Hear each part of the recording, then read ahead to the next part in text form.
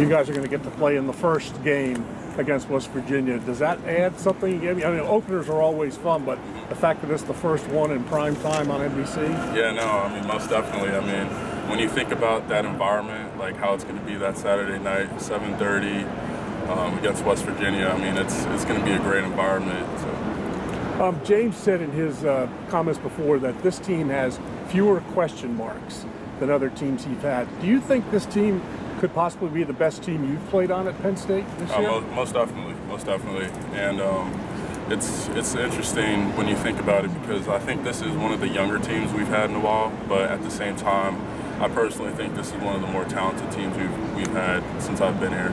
And when you add that on to the way that we've been working this offseason, just with how winter workouts have gone, following through with spring ball and how we competed with that, then also how summer workouts went, you know, if I was a Penn State fan, I'd be extremely excited. How much did the Ohio State and Michigan games impact your decision to come back and try to win a Big Ten championship?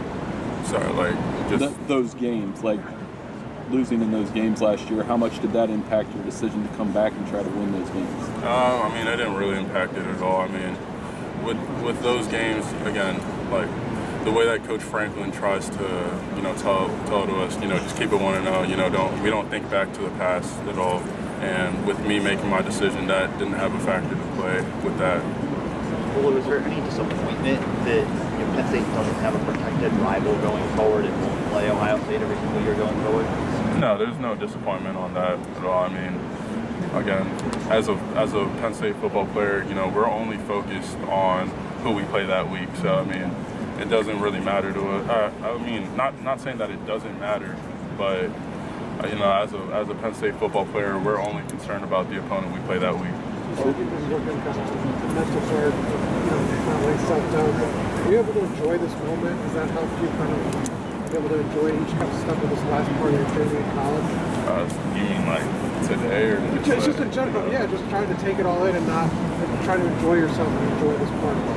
Yeah, no, most definitely. I mean, something that added to the, you know, to like the stress I would have at times last year was just like thinking about everything from a big picture. You know, I didn't really take too much time like worrying about like what was in front of me, but you know, through time I just learned to realize that, you know, you just got to maximize the most out of every moment, and by doing that, by focusing on that, you know, I think again you'll be able to maximize it. And I think in doing that as well, like I've been able to just, you know, reduce that stress, reduce that self-doubt in myself. How do you see things playing out over at the right tackle spot, and what's your take on Caden and Drew both, who obviously played a lot of football, especially when you were banged up last year? I mean, it's just healthy competition, and I mean, not only at right tackle is there competition, there's competition everywhere. There's competition with left tackle with myself. I mean, at the end of the day, you know, I think this is one of the more talented teams that we've had since we've been here, so with that being said, you know, there's a competition at every position. You know, it doesn't really matter. And at the end of the day, you know, all of us are super competitive. You know, we're going to try to outdo each other. But, you know, we know that by competing against each other, not only do we make ourselves better, but we make everyone around us better as well. Talking about that, how much did you learn from Caden? Have you learned with some of the ups and downs that he's had throughout his career? He's played a lot of football, played early in his career.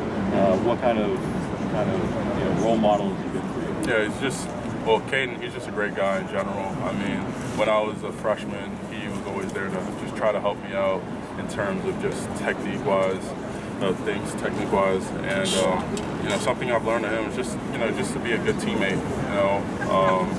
Again, he's the type of guy that if you ever need anything, you know, he'll be there for you. He'll help you out in any way that he can, and that's something that I definitely try to, you know, do myself with my teammates. You know, if they have any questions, if they need any favors, and I'll try to do it to the best of my ability. Speaking to Olu, obviously had that big game when you guys played Ohio State. What stands out about him, whether you're playing or on film? Yeah, I mean, JT is a great player.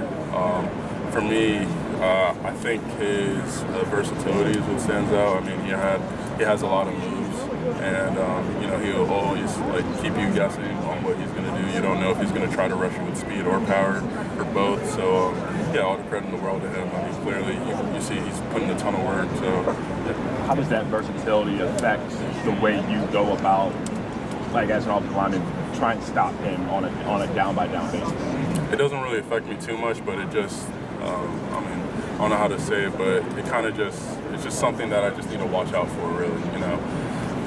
When you're going against a team and their edge rushers, more often than not, one edge rusher like prioritizes speed over power or the other way around, but JT is a good mix of both. So, watching film, preparing to go against him, it wasn't really something that I was really worried about, but it was just something that I had to watch out for. Edge rushers, you usually have to worry about them, you have to protect the quarterback to stop them from dominating a game. But what he did at Penn State last year was kind of a different level. What was it like to experience that, and how were you guys sort of talking about that amongst yourselves as that was unfolding? Yeah, I mean, obviously, like he made those plays, but we tried. I felt like we did a good job of just not letting that affect us, like the O-line and how we played. I mean, obviously, like he made those plays, but at the end of the day, as long as you don't get too stuck up on those plays, you don't dwell on those plays too much, and you're just focused on the next play, we'll be all good. What do you think is the gap, if any, between you guys and Ohio State and Michigan, who won the last Big Ten titles? Sorry. What's the gap between you guys, if there's any gap, and Ohio State and Michigan, who have won the last two Big Ten titles? I mean, personally, I don't really think there's a gap at all. I mean, with Ohio State, Michigan, and ourselves, I think we're at that level in college football where the differences between, winning the game and not winning a game are really down to a few plays. So I feel like this year, especially, and how we've been working this offseason, we're very confident that, when the time comes, we'll make those plays. But in all honesty, we're not really focused on Ohio State and Michigan at all. We're just focused on, training camp, attacking that, then when the time allows in West Virginia. You talk about the competition that you're kind of experiencing within camp, and you, of course, have guys like Chop and Adisa that you have to go up against. And I heard a coach phrase it as no white gloves treatment with you guys as you get ready for the season. Do you kind of relish that opportunity to just compete every single day in those types of practice situations? Yeah, no, most definitely. I mean, talking about Chop and Adisa and just our defensive line in general, I think they're the best in the country. I mean, with Chop, Adisa, Deny, all of our edge rushers, I don't see any tackles like in a one-on-one, being able to block them, except for myself and the tackles on our team, honestly. But I mean, those guys, they're incredible, and again, just the amount of work that they put in is just a testament to not only themselves but Coach Barnes and what he's done with the D-line room.